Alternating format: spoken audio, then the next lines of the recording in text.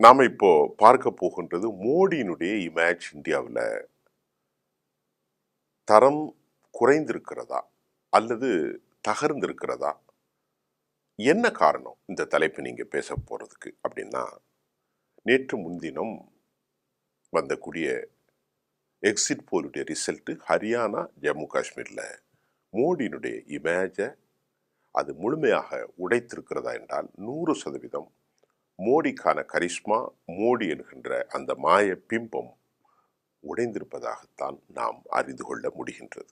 தோழர்களே, வட இந்திய மாநிலமான ஹரியானா ரொம்ப சென்சிட்டிவான மாநிலமாக பார்க்கக்கூடிய எல்லை மாநிலமான ஜம்மு காஷ்மீர், இந்த ரெண்டு பகுதியிலும் 4 மாநில தேர்தல்கள் ஒரு எதிர்பார்க்கப்பட்ட ஒரு மினி தேர்தலாகத்தான் பார்க்கப்பட்டது. அந்த அடிப்படையில் ஜம்மு காஷ்மீர், ஹரியானா, மராட்டியம், மகாராஷ்டிரா மற்றும் ஜார்க்கண்ட், இந்த 4 நிலப்பரப்புகளுமே 4 மாநிலங்களும் 4 தகவல் உண்டு. ஒன்று எல்லைப்புற மாகாணம், மற்றொன்று விவசாயிகள், இன்னொன்று ட்ரைபல் கம்யூனிட்டி, அதே போன்று மகாராஷ்டிரா மத்திய தர மக்கள், கல்வியாளர்கள், தொழில் அதிபர்கள், திரைத்துறை ஆளுமைகள் உள்ள மகாராஷ்டிரா. இப்படியெல்லாம் ஒவ்வொரு பரிணாமங்கள் உண்டு. தற்போது நாம் பார்க்கின்றது ஹரியானா. இந்த ஹரியானாவில் ஏன் மோடியினுடைய இமேஜ் கிளியர் ஆகலை? எப்போதுமே ஹிந்துத்துவா கார்டு தான் மோடி பயன்படுத்தினார். 2024 தேர்தலில் 110 முறை மோடி என்கின்ற ஒரு ஆளுமை வெறுப்பு ஆயுதத்தை, வெறுப்பு கார்டை அவர் பயன்படுத்தினார் என்று சர்வதேசத்தில் உள்ள மனித உரிமை ஆர்வலர்கள் புகார் செய்ததையும் நான் இங்கே பதிவு செய்கிறேன். அப்படி என்றால் பிரதானமாக ஹிந்துத்துவா என்கின்ற அந்த கார்டு அவர்களுக்கு பல பல பல மில்லியன் பில்லியன் அளவிற்கு லாபத்தை கொடுத்தது. சப்கா சாத், சப்கா விகாஸ், சப்கா விஸ்வாஸ், உலகத்தின் விஸ்வகுரு, இப்படியெல்லாம் தனக்குத்தான் பிம்பங்களை உருவாக்கி கொண்ட மோடி, அரசியல் ஆளுமைகள் மோடி மட்டுமல்ல எல்லோரும் பிம்பத்தை உருவாக்குவார்கள். மோடி ஒன்று விதிவிலக்கல்ல. தொடர்ந்து வெற்றியை கொண்டு வந்தார். 7.5% வெற்றி, 5 டிரில்லியன் பொருளாதாரம், உலகில் 3வது பொருளாதார மண்டலம். இதெல்லாம் மோடியினுடைய தத்துவார்த்த ரீதிகள். இந்துக்களை பாதுகாப்பதற்கு இந்தியா இந்து தேசியம். ஆனால் ஹரியானாவில் வாழ்வோர்கள் பெரும்பான்மையானவர்கள் இந்துக்கள் தான். தோழர்களே, 2.3% மட்டும்தான் அங்கே இஸ்லாமியர்கள், 27 விழுக்காடு ஜாட் சமூகத்தை சார்ந்தவர்கள், 21 விழுக்காடு தலித் சமூகத்தை சார்ந்தவர்கள், 8% பஞ்சாபி இந்துக்கள் மற்றும் சீக்கியர்கள், 7.5% முற்போக்கு சமூகமாக வளர்ந்த சமூகமாக பார்க்கிற பிராமண சமூகம், குருமிகள் மற்றும் மற்றொரு புற சமூகங்கள் எல்லாம் சேர்ந்துதான் ஹரியானாவில் இருக்கிறார்கள். இவ்வளவு ஆளுமையாக இருந்த ஹரியானா 10 வருஷம் பாரதிய ஜனதாவுடைய ஆட்சி, அசைக்க முடியாத மோடியுடைய ஆட்சி, RSS பின்புலத்தை கொண்ட மூத்த தலைவரான மனோகர்லால் கட்டாருடைய ஆட்சி. அதற்கு பின்பு JJPயோடு அவர்களுக்கு மோதல், வெளியேற்றப்பட்டார்கள். நைப் சிங் சைனி அங்கே முதல்வராக ஆக்கப்பட்டார். ஒரு சுருக்கமான மைனாரிட்டி சமூகம்தான் சைனீஸ் சமூகம். 3%த்திற்குள் உள் மட்டுப்படுத்தப்பட்ட அந்த சாதிய பின்பலத்தை கொண்டதான் நயம் சிங் சவு. சரி, இதெல்லாம் இருக்கட்டு, மோடி பெரிய மாயை, மோடிதான் பெரிய தலைவராச்சு, விஸ்வகுரு. ஏன் வெற்றி பெற முடியவில்லை? மக்கள் மாறியிருக்கிறார்கள். மக்களுடைய எண்ண ஓட்டங்கள் மாறியிருக்கிறது. இதுதான் அந்த எக்ஸிட் போல் மூலம் நாம் அறிந்து கொள்ள முடியும். தோழர்களே, ஜாட்டுகள் ஒரு பெரிய சமூகம். மகாராஷ்டிராவில் ஹரியானாவில் மட்டுமல்ல, உத்தரப்பிரதேசத்திலும் இருக்கிறார்கள். சரண் சிங், அஜித் சிங் இவர்கள் எல்லாம் ஜாட்டுகள். தேவிலார்கள், ஓம் பிரகாஷ் சௌதாலா, சுஷ்யந்த் சௌதாலா எல்லாருமே ஜாட்டுகள் தான். ஜாட்டுகள் முக்கியமாக அவர்கள் விவசாயம் சார்ந்த தொழிலை செய்வார்கள். மராட்டியத்தில் 27% இருந்தும் அவர்கள் இந்த முறை ஓட்டு போடவில்லை. எப்போதுமே பாருங்க, பிஜேபி ஒரு தத்துவத்தை எடுப்பாங்க. இந்துக்களுக்கான கட்சி என்று சொல்வது வழக்கம். ஆனால் இந்துக்களை பிரிப்பதிலும் அவர்களுக்கு சூட்சமம் இருக்கிறது. அரசியல் எங்களை போன்றவர்கள் தான் அதை புரிவோம். ஏனென்றால் உத்தரப்பிரதேசத்தை நீங்க பாத்தீங்கன்னா, முலாயம் சிங் யாதவ் சமூகத்தை சார்ந்தவர். லாலு பிரசாத் ஆர்ஜேடி, அவரும் யாதவ் சமத்தை சேர்ந்த பிஹாரி அரசியல்வாதி தேஜஸ்வி யாதவ். அங்க இவர்கள் காய் எப்படி நகட்டுவாங்க பிஜேபின்னா, ஏனைய ஓபிசிகளை, தாக்கூர்களை இல்லையா, மற்ற சமூகங்களை எல்லாரும் ஒருங்கிணைத்து அவர்கள் வேறாக்கி எல்லாரும் யாதவ்களுக்கு எதிரான ஒரு அரசியல் நிலையை ஊப்பிலையும் ஆர்ஜேடிக்கு எதிராக பீகார்ல செய்வாங்க. அதே பாலிசி செஞ்சதுதான் ஜாட்டுகளுக்கு எதிராக மற்ற ஓபிசிகளை இணைச்சி இங்கு அரசியல் செய்தது. ஆனால் வெளிப்படையாக இந்துக்களுடைய எண்ணிக்கை குறைகின்றது, இந்துக்களுடைய ஆதரவு குறைகின்றது, இந்துக்களுடைய குழந்தை இனப்பெருக்கம் குறைகிறது, இப்படியெல்லாம் சொல்லி சொல்லி போலரைசேஷன் செய்வது. ஆனால் அது எடுபடவில்லை. அதுதான் இந்த ரிசல்ட் நம்ம பார்க்க முடிகின்றது. ஜாட்டுகளில் 27% மக்களில் பெரும்பான்மை சமூகம் காங்கிரசுக்கு வாக்களித்திருக்கிறார்கள். இந்த எக்ஸிட் போலுடைய முடிவுகள் வந்தாதான் தெரியும், நாளைக்கு தான் எக்ஸிட் போல் முடிவுகள் மாறலாம். ஆனால் முடிவுகள் சொல்வதை வைத்து தான் நான் உங்களுக்கு சொல்கிறேன். இதுவா முடிவாக இருந்தால் இதுதான் பார்வை. தலித்துகள் அப்படியே மாறி வருகிறார்கள். பல தலித்துகள் பெரும்பான்மையாக இருக்கிற இடத்தில் 10 ஆண்டுகள் இவர்கள் வேறு விதமாக ஆட்சி செய்தார்கள்.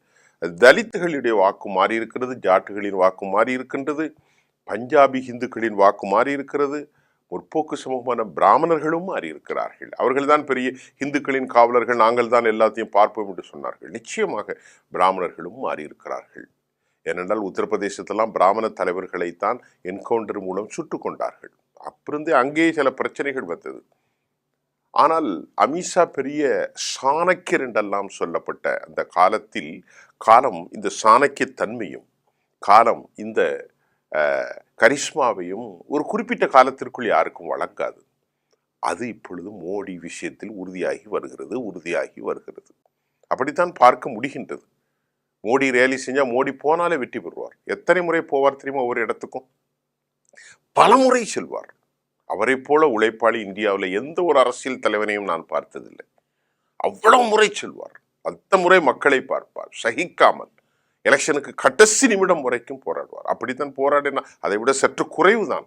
ஆனாலும் மக்கள் முழுமையாக பாஜகவை நிராகரித்திருப்பதன் ஒரு காரணம் அந்த மாநிலத்தில் இருந்த அக்னிபாத் திட்டம்.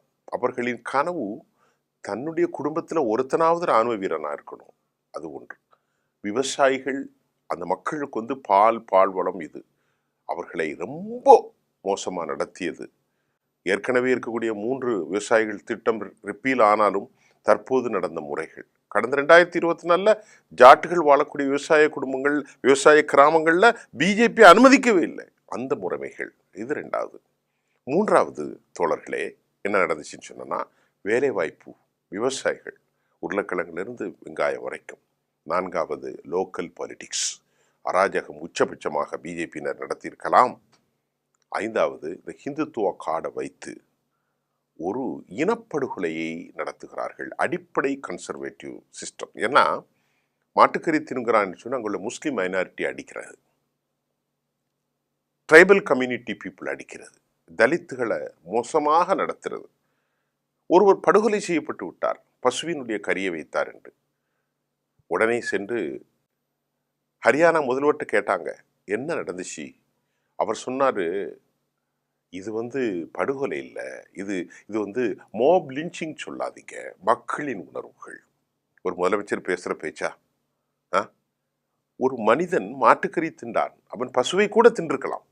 சட்டம் இருக்கிறது, நீதி இருக்கிறது, நியாயம் இருக்கிறது. அக்கு விசாரணை நடந்து அவன் தப்பு செய்தால் சட்டப்படி 10 ஆண்டு அல்ல 50 ஆண்டுகள் கூட உள்ள போடலாம். ஒரு கூட்டம் கூடி நீ பசுவை கொன்றா என்று அவனை நடு ரோட்டில் அடித்து சாகடித்து விட்டார்கள்.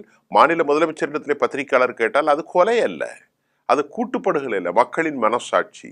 எல்லோரும் பசுவை நாங்கள் உயிருக்குயிராக நேசிக்கிறோம் என்ற நாயப் சிங் சைனி தான் இன்றைக்கு தோல்வியை சந்திக்க போகிறார் என்று எக்ஸிட் போல் சொல்கிறது. இது ஹரியானாவில் அக்னிபாத் திட்டம் அப்படித்தான். இப்போ போராட்டத்தில் ராஜ்நாத் சிங்கும் அமித்ஷாவும் போய் சொன்னாங்க, நாங்கள் அக்னிபாத் திட்டத்திற்கு சேருகின்ற இராணுவ வீரர்களுக்கு பென்ஷன் கொடுப்போம், வறுமை கோட்டுக்கு கீழே இருக்கக்கூடிய பெண்களுக்கு 2100, அதை போன்று வறுமை கோட்டுக்கு கீழே இருக்கக்கூடிய ஆண் பெண்ணுக்கு பஸ்ஸில் சென்றால் பயணத்தில் காசு, எல்லாம் திராவிட மாடல். எதுவும் ஏற்றுக்கொள்ளலையே ஹரியானாவில். எதுவுமே ஏற்றுக்கொள்ளலையே. 60 சீட்டு வருவாங்க, 62 சீட்டு வரும், 64 சீட்டு 90ல் வரப்போறாங்கன்னு சொல்றாங்களே. இதே போன்றுதான் ஜம்மு காஷ்மீரும் நிலைமை. ஜம்மு காஷ்மீர்ல பயங்கரவாதிகள் என்று அடையாளம் கெடுத்தப்பட்ட ரஷீத், அதே போன்று அவருக்கு குட்டிய அலைன்ஸ், அது மாதிரி பயங்கரவாதிகள் என்று அடையாளப்பட்டிருக்கக்கூடிய வந்து மிக முக்கியமாக இஸ்லாமிய குரூப்புகள், இவர்களுக்கெல்லாம் ஆதரவு கொடுக்கிறார்களே என்று மூத்த பத்திரிகையாளர் ரங்கராஜன் வலியுறுத்துகிறார். பாரதிய ஜனதா ஆட்சியை பிடிப்பதற்கு எந்த எல்லைக்கும் சொல்லுவாங்க. டீலிமிட்டேஷன் செஞ்சீங்க, அந்த மாநிலத்தை நீங்க என்ன செஞ்சீங்க, 370 ஓப்ரிகேட் பண்ணீங்க, அவர்களுடைய உரிமைகளை பறித்தீர்கள். இந்தியா முழுவதும் எல்லா மாநிலத்திற்கும் உரிமை இருந்துச்சு, அவர்களுக்கும் உரிமை இருந்துச்சு. ஆந்திராவுக்கு இருந்துச்சு, கர்நாடகாவுக்கு இருந்துச்சு, மராட்டிக்கு இருந்துச்சு, மணிப்பூருக்கு இருந்துச்சு, நாகாலாந்துக்கு இருந்துச்சு, சிக்கிமுக்கு இருந்துச்சு, எல்லா உரிமைகளும் இருந்துச்சு. 370 அங்க மட்டுமல்ல, 371A, 71 BCDFGH வரைக்கும். ஆனால் அவர்களுக்கு மட்டும்தான் நீங்க எடுத்தீங்க. ஏன்னா தேசத்தை வளர்ச்சி. இன்னைக்கு என்ன நடக்கு, ராணுவ வீரர்கள் தொடர்ந்து கொல்லப்படுகிறார்கள். பயங்கரவாத நடவடிக்கை அங்கு கட்டுப்படுத்தப்படவில்லை, மக்கள் உணர்கிறார்கள். தேசிய மாநாட்டு கட்சிக்கும் காங்கிரசுக்கும் வாக்களித்திருக்கிறார்கள். அவர்களும் கூட ஒரு 47 சீட் வருவார்கள் என்று சொல்லப்படும். ஒட்டுமொத்தமாக மெஹபூபா முஃப்தி ஒரு கிங் மேக்கராக மாறப்போகிறார். அங்கும் அவர்கள் ஆட்சி அடைந்திருக்கிறார்கள். இதன் மூலமாக ஒரே செய்திதான், ஹரியாவின் பல திட்டங்கள், விவசாயிகள், ஜாட் சமூகம், தலித் சமூகம், அக்னிபாத் திட்டம், வேலையின்மை, அதை போன்று விலைவாசி உயர்வு, அராஜகம், அத்துமீறிய விவகாரம், 10 ஆண்டுகளாக நடந்த பெரும் குழப்பத்தில் அவர்கள் மோடியின் மீது நம்பிக்கை இழந்தார்கள். மனோகர்லால் கட்டார் மூத்த தலைவர் 2016 இடஒதுக்கீடு விவகாரத்தில் ஜாட்டுகளை நடத்திய முறையில் அவர் மீது அதிருப்தி ஏற்பட்டதையும் மக்கள் புரிந்து ஜாட் சமூகம் முழுமையாக காங்கிரஸ் கட்சிக்கு வாக்களித்திருக்கிறது. அதை போன்று தலித் சமூகமும் வாக்களித்திருக்கிறார்கள். அதை போன்று மாநில அந்தஸ்தை குறைத்து யூனியன் டெரிட்டரியா ஆக்கியதும் இவர்கள்தான். அவர்களுக்கு இருக்கிற சிறு உரிமைகளை பறித்து 370 கொண்டு வந்ததும் இவர்கள்தான். மக்கள் முழுமையாக ஜம்மு காஷ்மீர் நிராகரித்திருக்கிறார்கள். அது மெஜாரிட்டி கிடைக்குமோ அல்லது கிங் மேக்கரா மற்றொரு, அது ஒரு விவகாரம். ஆனால் அங்கே பாரதிய ஜனதாவுக்கு இடமில்லை. ஜம்முவில் இருக்கிற ஹிந்துக்கள் 60% மேல் அவர்களும் பிஜேபிக்கு வாக்களிக்க மறுக்கிறார்கள். ஏனென்றால் உரிமைகள் அனைவருக்கும் தானே, இந்துக்கள் என்று முஸ்லிம்கள் என்று அல்ல, எல்லாருடைய உரிமைகளையும் பறித்திருந்தீர்கள். மக்கள் உங்களை புறந்தள்ளி விட்டார்கள். மோடியினுடைய இமேஜ் உடைந்திருக்கிறதா என்றால் நிச்சயமாக உடைந்திருக்கிறது. ஹரியானாவில் அவர்கள் ஆட்சி இழப்பு மோடியினுடைய இமேஜுக்கு விழுந்த மிகப்பெரிய ஒரு அடையாளம்.